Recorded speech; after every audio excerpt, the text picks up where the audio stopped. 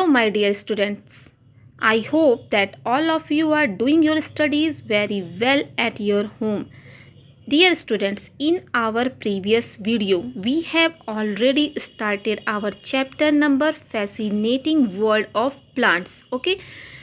In this video, we will discuss uses of plants. But first of all, we will solve this exercise.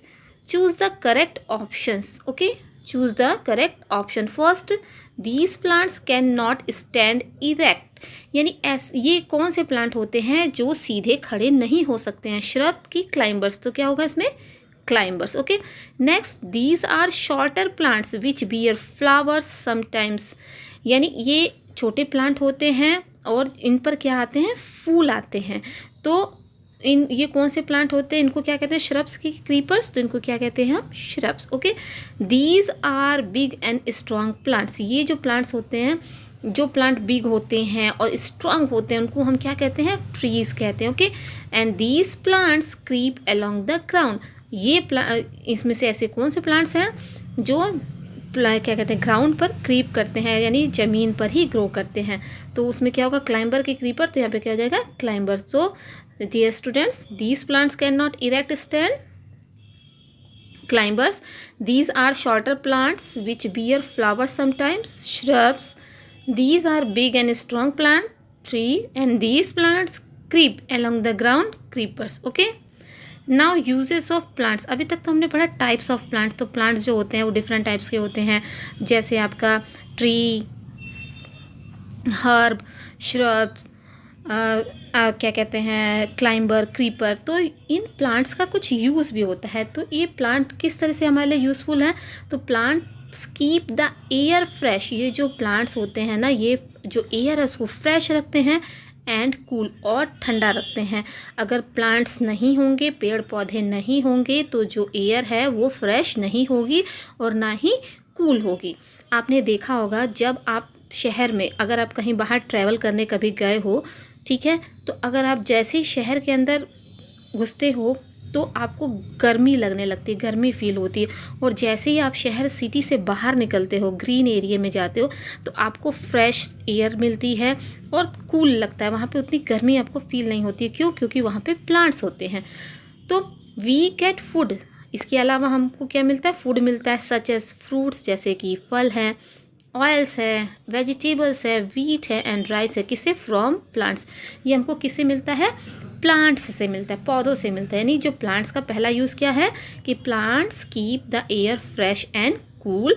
Next है we get food such as fruits, vegetables, oils, wheat and rice from the plants. Okay. Here you can see in this picture fruits, vegetable, wheat and rice we get from the plants. Okay.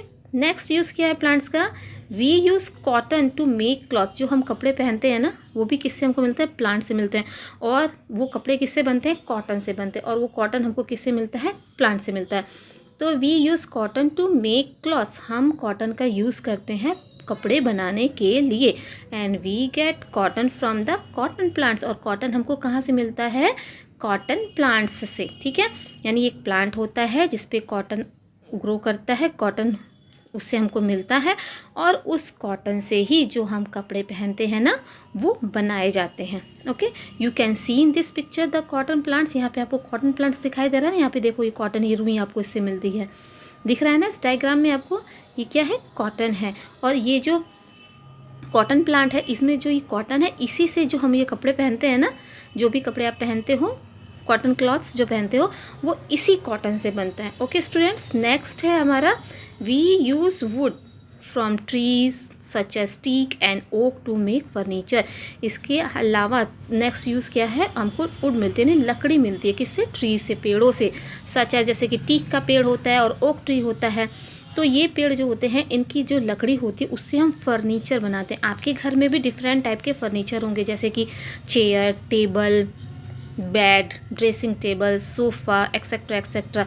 तो different type के जितने भी furniture हैं जो लकड़ी से बने होते हैं, वो लकड़ी हमको कहाँ से मिलती है, वो वुड हमको कहाँ से मिलती है, तो वो हमको ट्रीज से मिलती है, जैसे कि टीक है, ओक है एंड डिफरेंट टाइप्स के ऐसे ट्रीज़ हैं जिनकी उससे हम क्या बनाते हैं, फर्नीचर बनाते हैं। ओके स्टूडेंट्स, नेक्स्ट यूज़ क्या है, we also get some medicines from plants.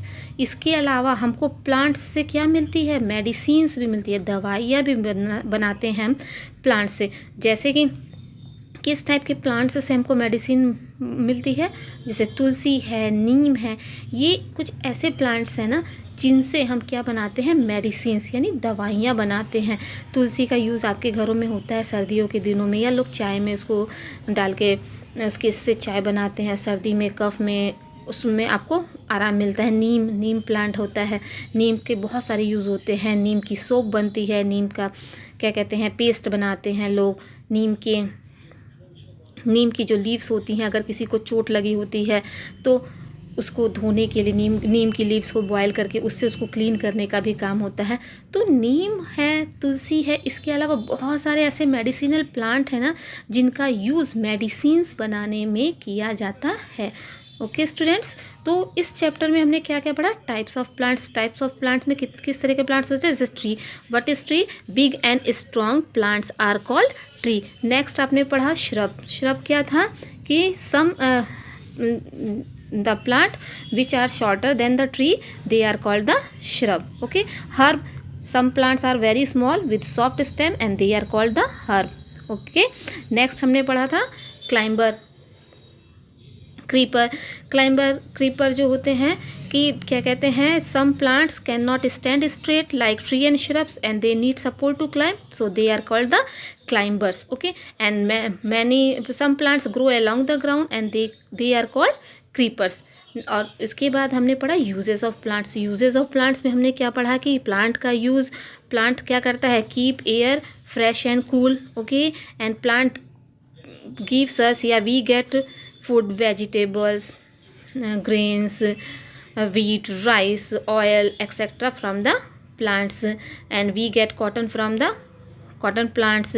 We use wood from the trees such as teak and oak to make furniture, and we also get some medicines from plants such as tulsi and neem. So students, that's all for today's EVS class, and we will meet again in the next video. Till then, stay home, stay safe, and thanks for watching.